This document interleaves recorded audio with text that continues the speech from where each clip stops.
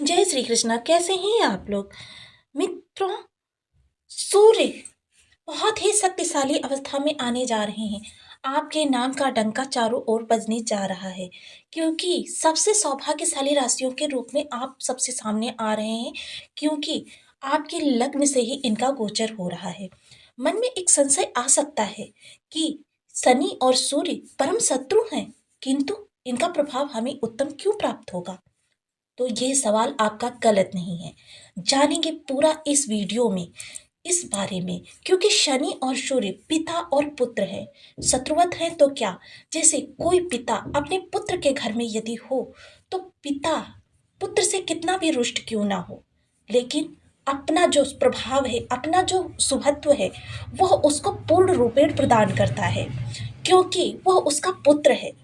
पिता कितना भी कठोर हो, कितना भी निष्ठुर हो, पुत्र का अहित नहीं कर सकता। यही स्थिति है सूर्य और शनि।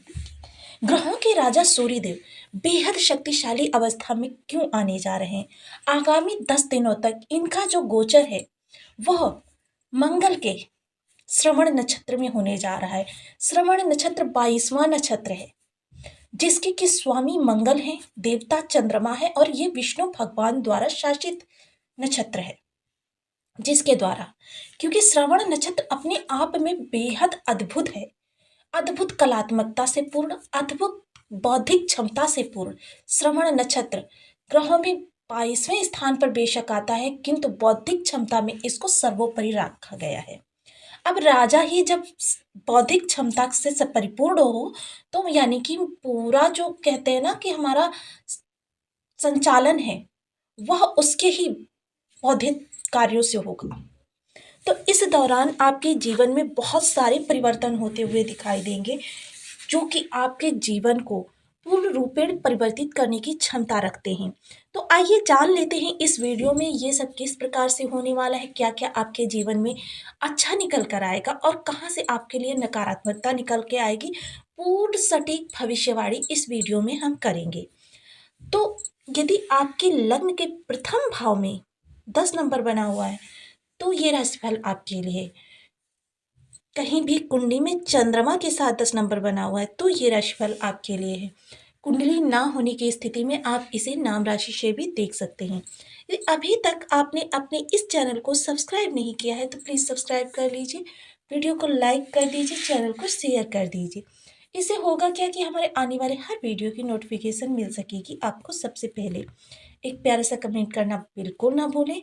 कमेंट से हमें बहुत मोटिवेशन मिलता है, हौसला मिलता है, और ये पता चलता है आप और क्या जानना चाहते हैं। तो देखिए, सूर्यदेव जो कि आपके लग्न से ही गोचर कर रहे हैं। सूर्य ग्रहों के राजा हैं। राजा 8 ग्रहों को संचालित करता है, उनका संरक्षण करता है, और त्रिलोकी का स्वामी राजा इस दौरान आपकी लग्नगत विराजमान है। देखिए, मकर राशि में सूर्य के आने पर ही एक हर्षो उत्साह का माहौल पूरे वातावरण में व्याप्त हो जाता है। इसी कारण से, क्योंकि सूर्य जब भी मकर राशि में आते हैं, क्योंकि इनके पुत्र की राशि है, यानी पुत्र के घर में हैं ये, तब ये अपने सर्वश्रेष्ठ प्रभाव इस लग्न से प्रदान करते हैं। और देखिए, 12 राशियों पर इसका प्रभाव पड़ता है, किंतु आपके लिए, क्योंकि ये लग्नगत है। लग्न क्या होती है? लग्न आप स्वयं होते हैं, आपका व्यक्तित्व होता है, आपका शारीरिक विकास होता है, आपकी शारीरिक बनावट, आपके सोचने समझने की क्षमता, ये सभी कुछ प्रभावित करता है ग्रह जो लग्नगत बैठा हुआ है। तो लग्न में मकर राशि के अंदर सूर्य देव का होना सबसे पहले इस दौरान आपको आरोग्यता प्रदान करेगा। किसी भी प्रकार से आपको ऐसा लग रहा था किसी के कार्य को करने में आपकी अक्षमता है, तो थोड़े से प्रयास से आप उस कार्य को करने में पूर्ण रूप से सक्षम हो सकते हैं। आपका व्यक्तित्व बेहद प्रभावशाली होगा। यह दौर जो आने वाला समय है, ये उन लोगों के लिए विशेष होगा जो किसी भी प्रकार के लिए नई डील साइन करना चाहते हैं, नए कारोबार करना चाहते हैं, किसी व्यक्ति विशेष से उनको मिलना है, शासन प्रशासन से किसी प्रकार का कोई कार्य निकलवाना है। शासन संबंधी चीज़ों में इस समय आपके लिए कोई भी रोक टोक नहीं होगी, और प्रत्येक कार्य आपका सुगमता से होता चला जाएगा। किसी जॉब के लिए इंटरव्यू देना है, अधिकारी वर्ग को इम्प्रेस करना है, या फिर आपको किन्हीं विशेष व्यक्तियों से मिलना है अपने कार्यों के अपेक्षित, तो यह गोचर आपके लिए बेहद महत्वपूर्ण होने वाला है। इसके साथ ही देखिए, जब सप्तम दृष्टि इनकी आपके सप्तम हाउस पर जाएगी, तो विशेष बात क्या है, ये आपके जीवन का आधा हिस्सा है, आपका व्यापार है। और नौकरी वर्ग के लोगों के लिए भी ये भाव बेहद महत्वपूर्ण होता है, क्योंकि डेली इनकम जो करते हैं, डेली इनकम में देखिए दो प्रकार के लोग रखे जाते हैं। सबसे पहला वर्ग वो होता है जो सुबह से लेकर शाम तक मेहनत करता है और शाम को उसको उसका पारिश्रमिक प्राप्त होता है। दूसरा वर्ग वो होता है जो पूरा महीना एक कार्य करता है और उस कार्य का पारिश्रमिक उसको मंथ एंड में प्राप्त होता है। दोनों ही वर्ग विशेष के लिए ये समय काल बेहद महत्वपूर्ण है, क्योंकि इस दौरान उनके कार्यों को आंका जा सकता है। इस दौरान वो किसी की नज़र में आ सकते हैं कि उनका कार्य किसी को इतना बेटर लगा कि उसने उन्हें कोई दूसरी जॉब ऑफर कर दी। सपोज कीजिए कि आप किसी ऑफिस में काम कर रहे हैं, वहाँ किसी दूसरे मित्र वर्ग का आना हो रहा है आपके बॉस के, और उन्होंने आपकी कार्य क्षमता को देखा, आपकी बौद्धिक शक्ति को देखा और आपसे इतना ज़्यादा इम्प्रेस हुए कि उन्होंने अलग से आपको एक नई ऑफर दे दी, अपॉर्चुनिटी आपको प्रदान कर दी। और वो अपॉर्चुनिटी जब इससे बेहतर होगी तभी वो आपको प्रदान भी करेंगे। तो ऐसा कुछ आपके साथ इस दौरान हो सकता है। जीवन में तरक्की के अवसर आते हुए दिखाई देंगे। वहीं इस दौरान जो लोग भी वेतन वृद्धि के लिए प्रयास कर रहे थे, ट्रांसफ़र प्रमोशन के लिए प्रयास कर रहे थे, उन लोगों के लिए भी ये समय काल बहुत ही उत्तम रहने वाला है। वहीं एक चीज़ और होगी, जीवन साथी के साथ देखिए थोड़े-से इस दौरान आपके रिश्ते जो हैं, क्योंकि क्या है, सूर्य ग्रहों के राजा हैं। आपके व्यक्तित्व में इस दौरान अहंकार बहुत ज़्यादा देखा जाएगा, उस पर आपको विशेषकर नियंत्रण रखना है। क्योंकि क्या होता है कि जब हम अहंकार करते हैं तो उससे काफ़ी सारे रिश्ते हमारे खराब हो जाते हैं। तो यदि रिश्तों में सुधार रखना है, और रिश्ते जीवन को चलाने के लिए बहुत आवश्यक होते हैं। बिना रिश्तों के, क्योंकि रिश्ते ही वो ढाल होते हैं जो हमारे मुश्किल दौर में हमारी रक्षा करते हैं और हमें ऊँचाई तक लेकर जाते हैं, वापस से खड़ा होने में मदद करते हैं। तो इस दौरान आपको अपने रिश्तों को सँभालने का बहुत ज़्यादा प्रयास करना होगा, क्योंकि वाणी जो होगी आपकी अहंकारपूर्ण होगी और जीवन साथी पर भी इस गोचर का प्रभाव देखा जाएगा। उनका स्वभाव थोड़ा-सा रूड हो जाएगा, जिस कारण से इस दिशा में आपको थोड़े-से प्रयास की आवश्यकता होगी। बात करें व्यवसायी वर्ग की, तो व्यवसायिक वर्ग के लिए भी ये समय काफ़ी अच्छा रहने वाला है, क्योंकि मंगल देव का जहाँ पर प्रभाव होगा सूर्य के साथ, क्योंकि मेष राशि में ही सूर्य जो होते हैं बहुत अच्छे प्रभाव देते हुए देखे जाते हैं। तो इस दौरान सूर्य आपके लिए बहुत अच्छे प्रभाव देते हुए देखे जाएँगे, सर्वशक्तिशाली अवस्था में होंगे। मंगल का प्रभाव होगा इन पर, पराक्रम, तो इस समय आपके पराक्रम की पराकाष्ठा भी बहुत ज़्यादा होगी।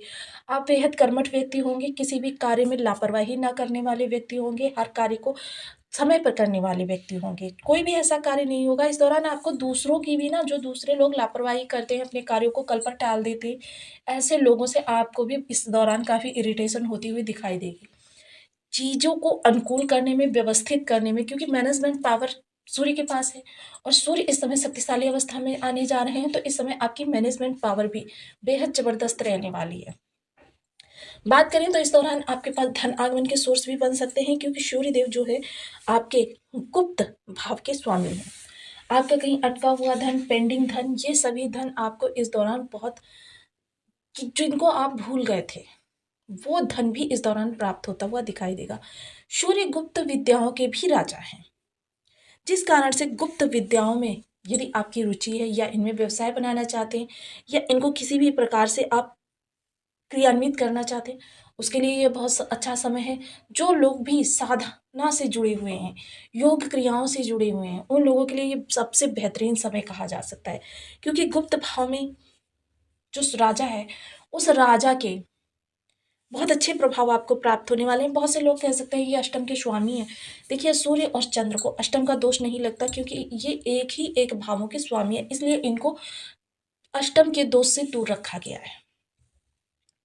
वहीं एक चीज़ और देखी जाएगी इस दौरान, कि आप की कीर्ति, जो भी मित्र या कोई आपकी छवि को धूमिल करने का प्रयास कर रहे थे, वो इस दौरान बेहद अपने ही, मतलब आपको किसी से व्यर्थ का विवाद करने की आवश्यकता नहीं है। जो लोग तर्क कुतर्क करते हैं उनसे भी दूर रहना है इस दौरान, और अपने कार्यों पर फोकस करना है, क्योंकि फोकस जब आप अपने कार्यों पर करेंगे तभी आगे के लक्ष्य आपको प्राप्त होते हुए दिखाई देंगे।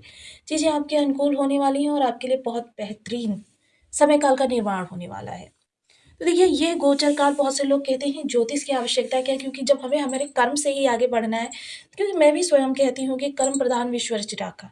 तो देखिए क्या होता है, जब हमें पता होता है सामने रास्ता है और रास्ते में गड्ढा है, तो हम अपनी गाड़ी को उसी हिसाब से चलाते हैं और उस गड्ढे से बच जाते हैं, जिससे कि हमें नुकसान कम होता है। समय बेशक व्यर्थ चला जाता है, लेकिन क्या होता है हम नुकसान से, घाटे से या इन चीज़ों से बच जाते हैं।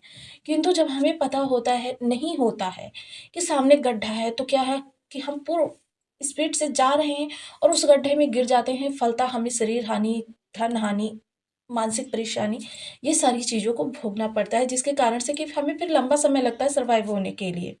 तो ज्योतिष इस दिशा के लिए बहुत ही महत्वपूर्ण है, ताकि हम आने वाले समय का पता लगा सकें कि किस दिशा से हमारे लिए नकारात्मक निकल कर आ रहा है। तो देखिए जिन लोगों के भी बर्थ चार्ट में सूर्य की स्थिति थोड़ी सी भी खराब है, तो उनके ये प्रभाव जो हैं थोड़े से अलग प्राप्त होते हुए दिखाई देंगे, क्योंकि ग्रह कई प्रकार से आपके लिए अरिष्ट कारक हो जाता है।